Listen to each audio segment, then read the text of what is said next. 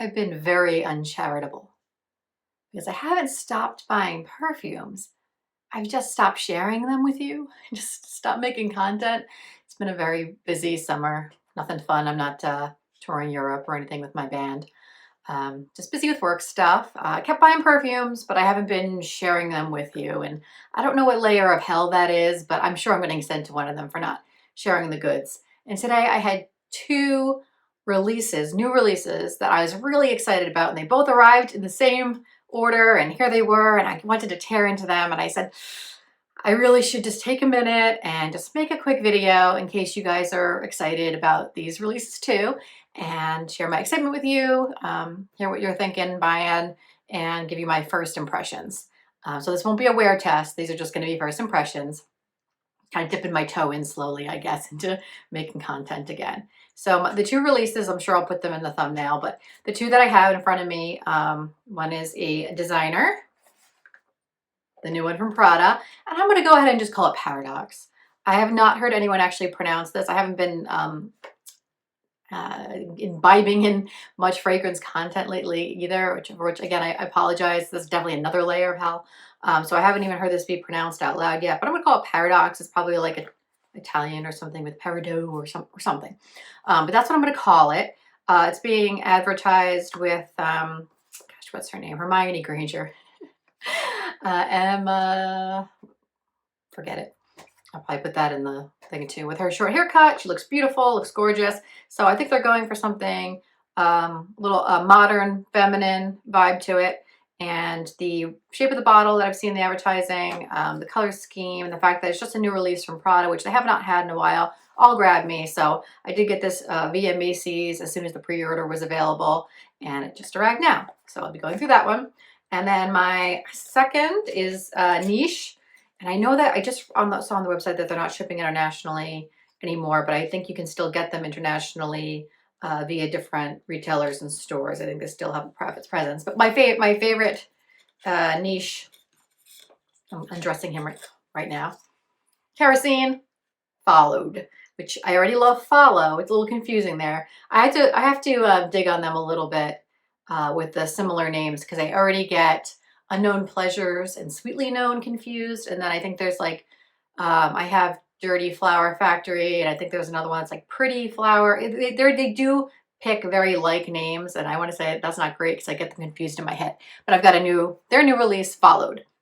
I will put the notes up on the screen, but I have not looked at them today in this moment. I've seen them in the past when I went to order for both of these. But I have not looked them up too recently, so they're not too fresh in my head because I want to have a fresh impression of what I'm picking up and then look at the notes to see if it's matching up with what's supposed to be happening. With that really long intro, let's start with Paradoxe. So nothing too fancy with the box here too, just because this is an unboxing. I don't know if you could see there is a texture here. I always like a texture. And then the Paradoxe is over the word Prada here. So I think that's part of the branding as well, that it's kind of just like sitting on top of there.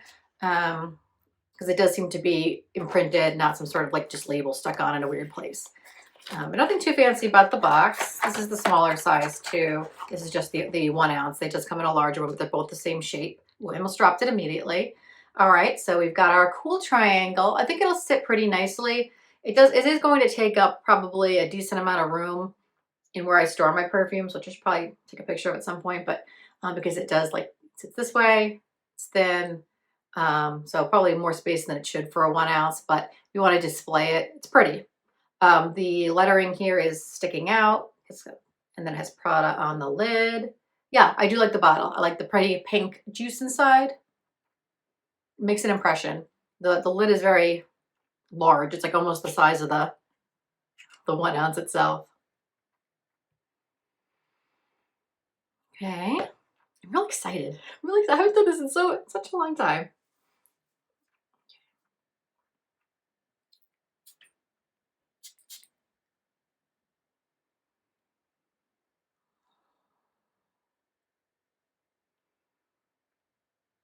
I really like this. I hope I'm not alone in that. I hope it's like one of those things where everyone's like, oh, it definitely reminds me of something that's unhelpful. That's not helpful. I like it. Maybe I definitely get like the neroli type of citrusy, very pretty, feminine. It's got an amber base to it, I believe. Maybe a touch of vanilla, definitely a citrus. A little cocoa mademoiselle to me, which is not my favorite. As you know, I did kind of re-gift that one. But something about this one is more feminine to me. And it's reminding me of something, maybe even like an Oriana, but not in that same marshmallowy type of way, just maybe in the citrus feminine aspect of it. Now I'm going to pull up the notes to see what the heck it's supposed to be. And I'll put them up here too so you see what I see. So pear, tangerine, bergamot. Yes, this is just the opening, but I absolutely pick up a lot of citrus in the opening. Orange blossom, jasmine. Okay. Yeah, okay. Neroli essence, neroli, amber, white musk. Yeah, benzoin and bourbon vanilla. Like I almost, it's totally different than like the Mont Blanc signature, but in terms of like it being a pretty feminine but like light musky vibe to it, it reminds me of that too. Different, definitely more citrus than what I get from Mont Blanc, but it's a similar visual image of who would wear this. I'm gonna spray it again. I like it. And the first burst of it, I really liked. Like my initial spray, sometimes I get something worrisome, particularly right out of the box, like a really alcohol kind of smell or a synthetic or just something in the burst that I don't like. This one actually had the opposite effect where I immediately smelled it when I'm like, oh, that makes me feel good.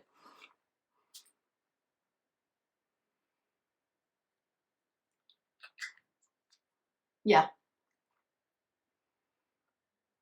it's a good first impression. It's not blowing me in the way in the sense where I feel like I'm smelling something totally unique. I think this is what they're going for, is that's going to be a new like standout part of their lineup, and then they're probably going to make flankers if it does well. So that's what they're going for. I don't know if it's that distinctive in my mind that I could say like, yeah, build a whole um, army of flankers behind it. But as far as it being very wearable, pretty, feminine, pleasing, yeah, this is a good one. It's good for a designer. It'd be good for a gift for someone who likes something feminine. I think it's wearable, office, or more dressy. I think it would work for either. It's not so sultry, not so overwhelming. As far as the longevity and the sillage and all of that, I got nothing for you. If I do get that feedback as I wear it this week, I'll put it in the comments or something like that as a follow-up or possibly in a future video. But this is just a first impression. But first impression, good work, Prada. I like it. I like it. All right. Well, there's the thing on the side too. You can scan to enter the Paradoxe experience. I wonder what that is. More advertising, but I probably will check it out. That sounds up my alley. All right. Second one I have is Followed, which I know is totally different vibe. So I'm going to smell very strange, but I'm not going anywhere despite my outfit today. So here's Followed. All the kerosene bottles look the same. I love them. I like the dark bottle. So it keeps the juice nice and fresh. I love this cool, banged out, distinctive label that they put on them. I love the heft of it. I love how they all fit together in my storage. So nothing but positive things. Very, I'd say more on the masculine side, but you're still unisex enough. And yeah, just love the packaging. So it feels very quality. It also comes in these little velvet bags too. And as I mentioned, I know this is a totally different vibe. I know this is a gourmand. Okay, I'm getting some coffee, which I think it's supposed to be more of like a, if I remind myself, more of a chocolatey, but I think it does have coffee. And Follow, the one that I have already, very similar name, is coffee, all coffee, pretty much, but very, one of my favorites.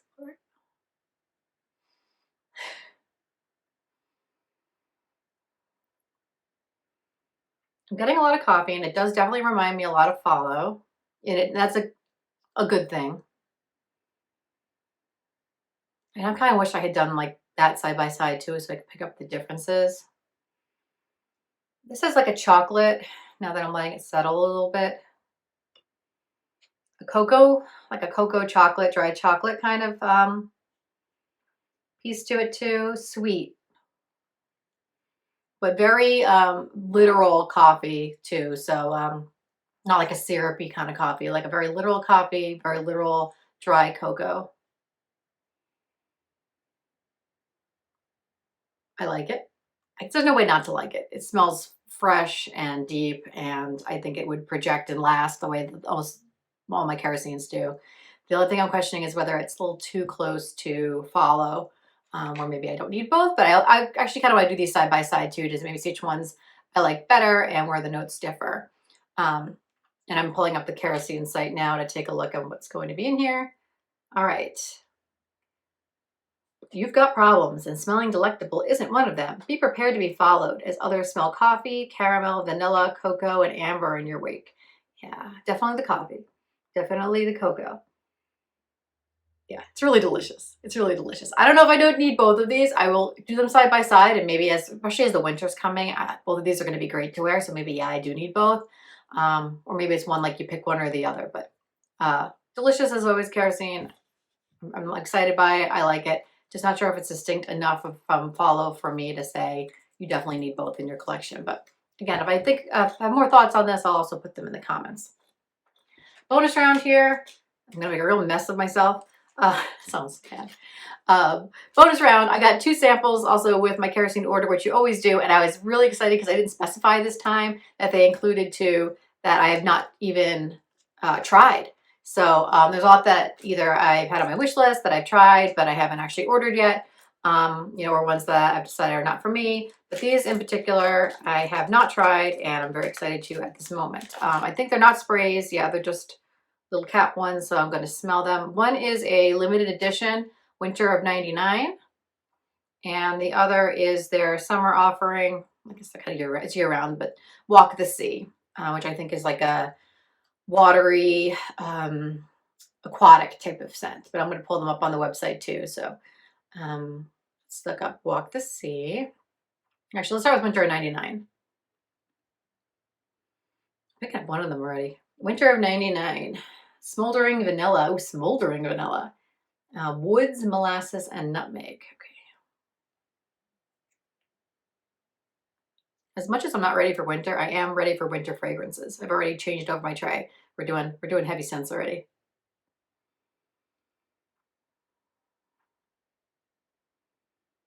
What am I getting here?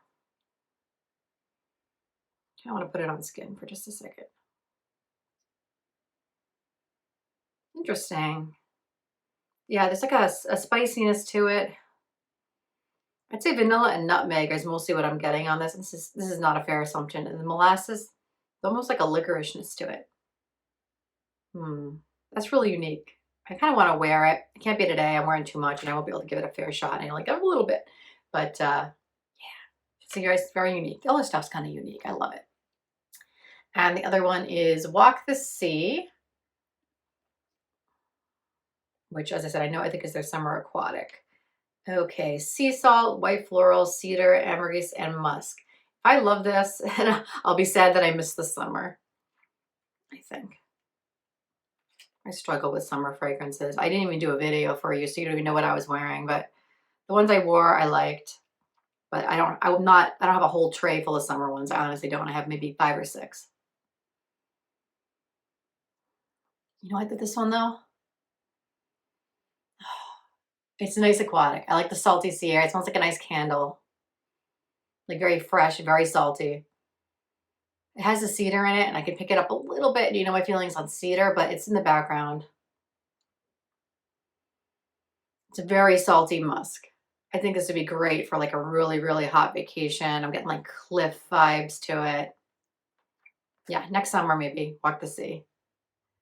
Yeah. Well, I hope you've enjoyed my unboxings here and my new releases. As I said, I know this is sort of kind of slapped together, quick 15-minute here.